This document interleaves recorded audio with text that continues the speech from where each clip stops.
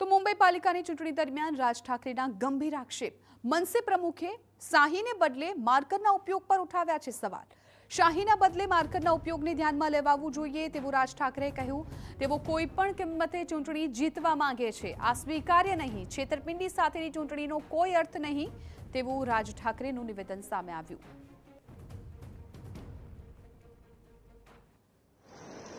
अजूनच वेगळं काहीतरी की बाबा आजपर्यंत ती इंक लावली जायची बरं का. आता काहीतरी नवीन पेन आणलंय आणि ते पेन मध्ये इतक्या तक्रारी सगळ्या बाजूनी येत आहेत की तुम्ही बाहेर पडल्यावरती त्याला जर सॅनिटायझर लावलं तर ती शाई जाते.